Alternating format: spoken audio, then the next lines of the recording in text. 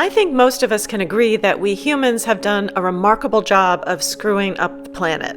I mean, are we trying to impress someone? We're all just so hot now. And if you don't agree, please feel free to leave a long and rambling comment below so I can ignore it. So we have decided to cover these windows because the sun is just too intense. So we're going to use the old plastic bag trick. Just tape it up. What's happening is two or 3 days of 90-degree weather, right? You know, they warned about that the skies might be orange because the sand from the Sahara is getting blown up here. Seriously? Yeah, that happens when it gets hot, basically. So we're getting this weather from Africa. Yeah. Thanks, Africa. It's really bad. Here's the solid.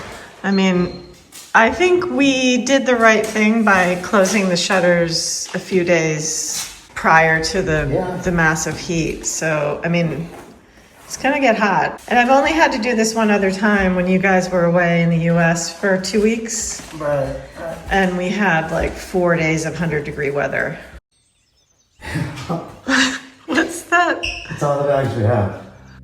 Welcome to France in the summer, where ice cubes are scarce and many buildings and public transport may or may not have air conditioning, because many French people are convinced a cool breeze is just one step away from certain death. Then you have the exact opposite in America, where every building is refrigerated to a temperature reserved for storing organs or something. So bring your down parka. It's actually cool out this morning, so we can have the windows open. Not hot morning. So since we're expecting really hot weather the next couple of days, I just put a little extra water feeder out here for the cats, because a lot of them come up this way in the evening. They follow this route along the hedge and then make their way over to the barns in this area. We have one barn there, and then we have another one that they come and get their dinner. So I just want to make sure everybody's hydrated. Since the temperature, I think we might hit 90 for like 5 or 6 days, and that's not going to be good. So I have never been a real sun worshiper. I usually end up running from the sun. I have a very large garden and a lot to do, and we're headed into a heat wave, so that poses problems for me as a pale-skinned person who burns. I usually get out into the garden maybe 8:30 in the morning because it's nice and shaded, and I can get a few hours of work in. The sun has fully engulfed the garden, so it's about 1 p.m. right now. It hits its highest peak maybe about 4 p.m. So then I can come out into the garden 6 or 7, and then it doesn't get dark here until like 11 p.m. Last night I was out here mowing, and I think I went in at 10 o'clock. It's really nice, so we can get in a really full day in. Naturally, I decided the best way to escape the heat was to take the TGV to Paris. Because if there's one place you really want to be during a heat wave, it's a densely packed city built out of stone.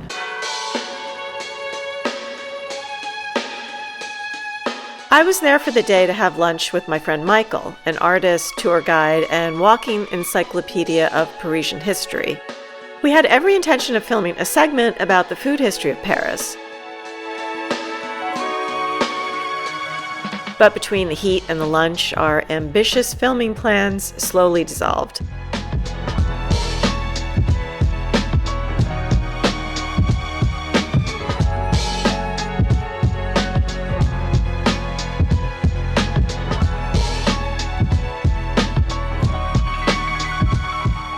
We relocated to the Palais Royal, where we continued the very important work of sitting in the shade and catching up.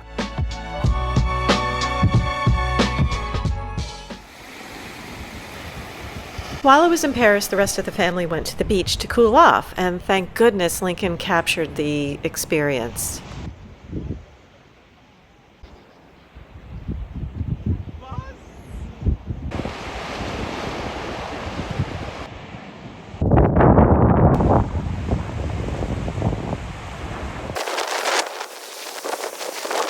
So we're at the train station, and I've noticed there are two types of people when traveling. People who already have mobile data and people standing outside a cafe trying to download a map before they get lost. My phone just said international roaming activated. Well, I think you've just bankrupted us.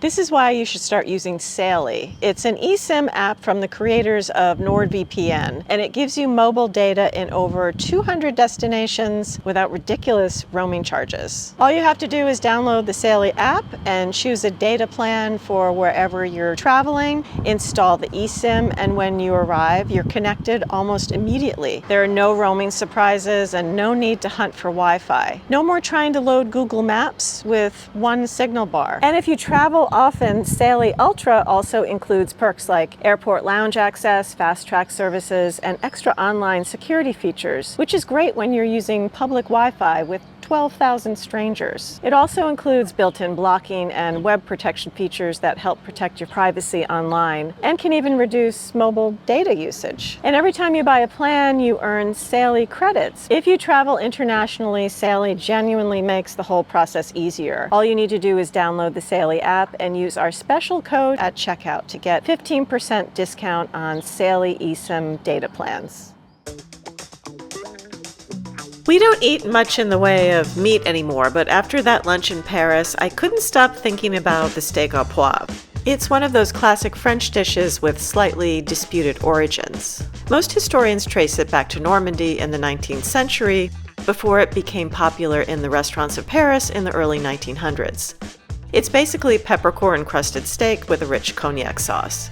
But despite its reputation as a restaurant dish, it's actually surprisingly easy to make at home.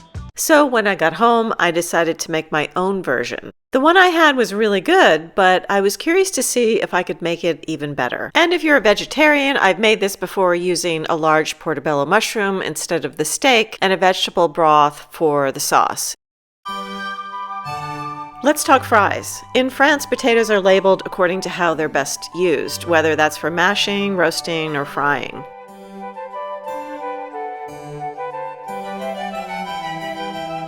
I chose these because it was the smallest bag of fried potatoes I could find, and we don't usually eat a ton of potatoes.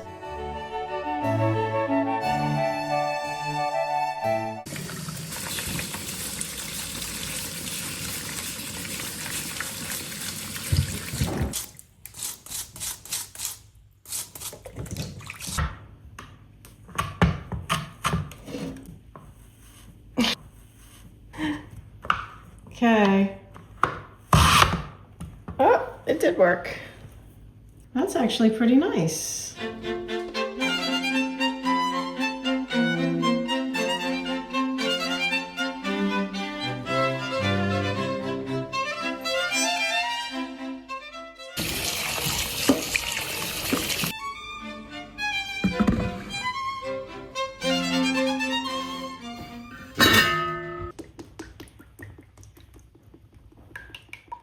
So I lost my thermometer. I'm just gonna wing it.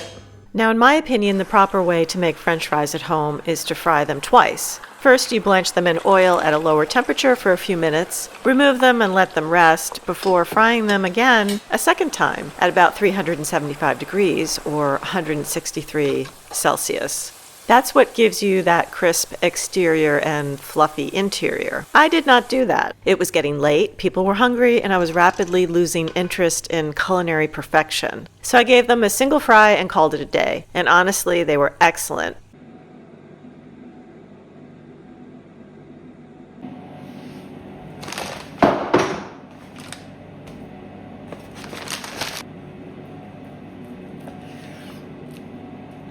That's a big steak.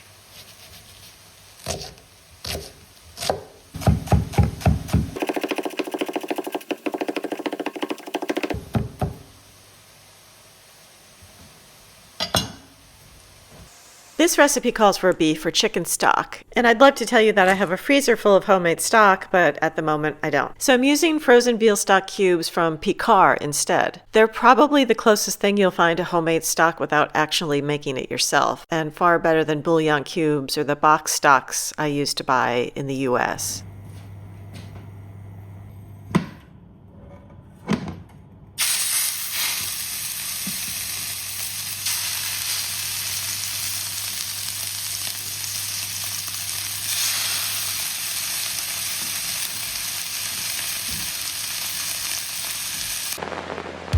Pardon the interruption, but if you're enjoying this video, please don't forget to subscribe and hit the like button. It really helps our channel grow.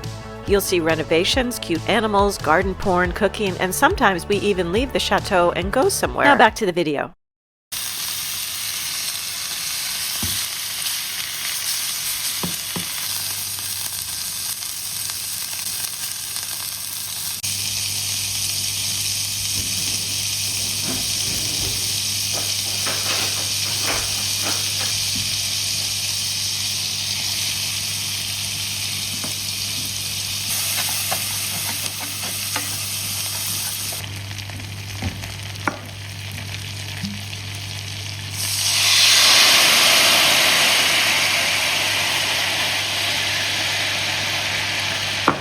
I can smell the cognac. It smells really good.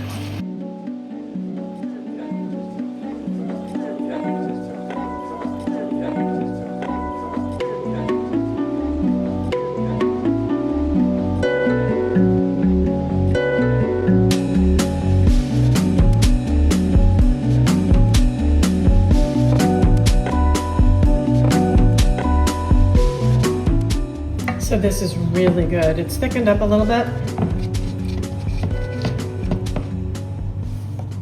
Always let your meat rest, so when you cut it, all the juice doesn't leave. So I'm gonna give this another 5 minutes, and then we're gonna plate it up and eat dinner, because I'm really hungry.